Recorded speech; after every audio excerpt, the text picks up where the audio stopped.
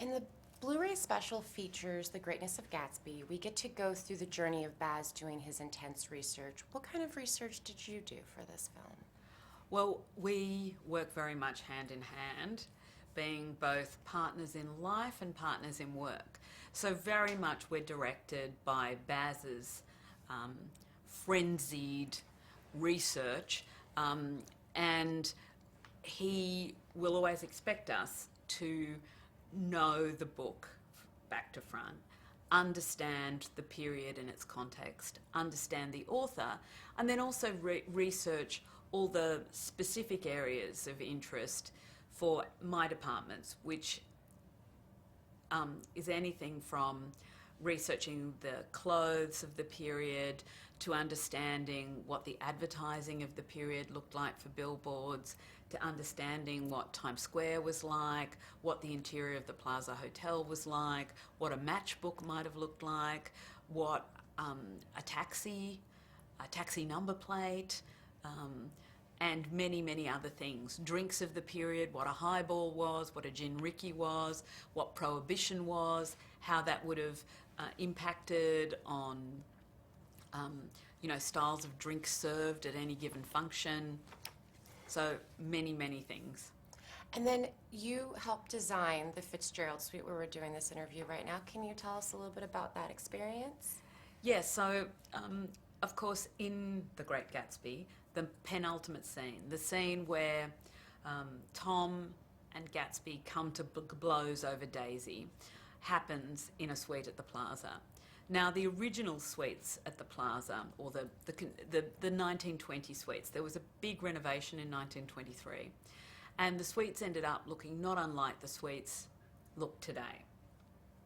And when it came to designing the set for the film, Baz felt that this was too bright and airy and light in tone.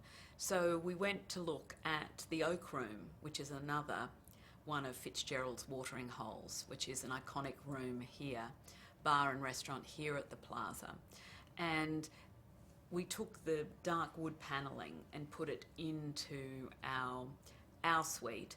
The suite is the same floor plan as the suite in the 1920s, but it's been wood panelled with heavy red drapes and a heavy red upholstery and carpeting. So when the Plaza came to me and said, would I be interested in designing a Gatsby/Fitzgerald themed suite, I said, well, recreating the set that we made where people are, having a huge fight is probably not the best romantic getaway room that you could hope for. And then to recreate the 1923 suite where Zelda and Scott may have stayed would be too similar to what exists today. So I think what this ended up being was my fantasy or my musings on the room that I can imagine Zelda and F. Scott Fitzgerald holed up in, him writing in his writer's nook, she lying on the bed reading a book, ordering room service gin rickeys or making them themselves with bathtub gin. And this is my vision of a sort of a jazz age writer's hideaway. Lovely. In the film, I loved that as soon as a character came on the screen, you could tell so much about who they were just by how they dressed. Could you tell us a little bit how you came to figure out the color palettes for Daisy and for Jordan and for the different characters so that you can kind of convey their personality just in their clothes and costuming? So clothes were very important to F. Scott Fitzgerald. He describes in a very detailed way what, for instance, almost every one of Gatsby's outfits, because to him clothes really gave you a window into what part of society you belong to. It reinforced your position in society, and he was obsessed with sort of being just like Nick Carraway inside inside Within. but out, within and without, Yeah. because he was from a good family but with not much money. He was an Ivy Leaguer, but he never graduated. So he always felt that he was part of the establishment but never really part of it. And so I think I came at it from that perspective, that in Fitzgerald's eyes, what people wore was very important and should describe who they were. And another journalist earlier this morning said to me, made a very interesting remark that I'd never thought of before, but she said, oh, it's like Daisy is continually dressed as a bride. She's always in these white outfits. And I said, oh, well, it's very interesting you make that observation, because subconsciously that's probably what I was going for.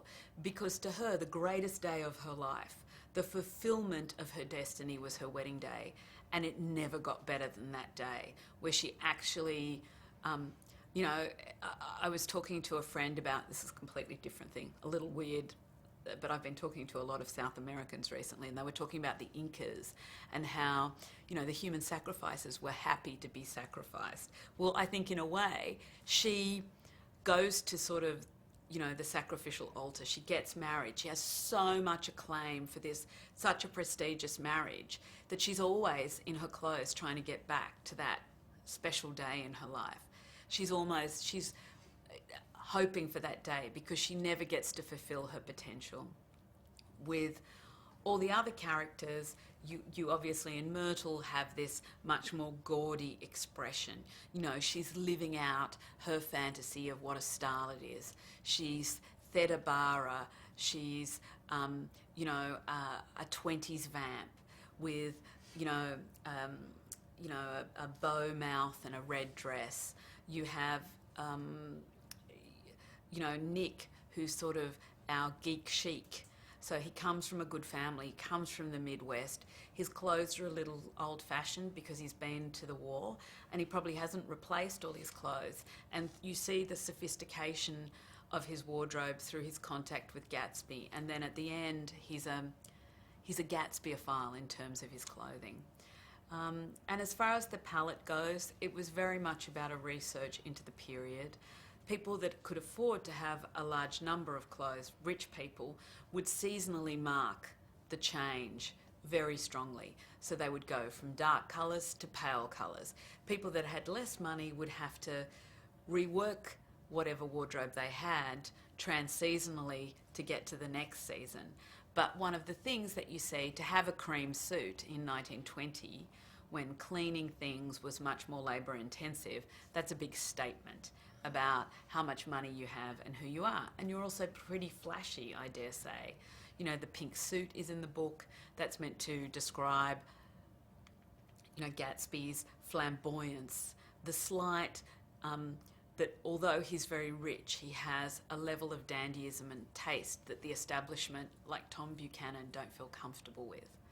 So I think, to round it all off, all the cues were taken from the book, in the sense that Fitzgerald cared about what people wore, and he felt it described how they fitted into that very rigid 1920s American society, and that's what we tried to do. Thank you. You're very welcome.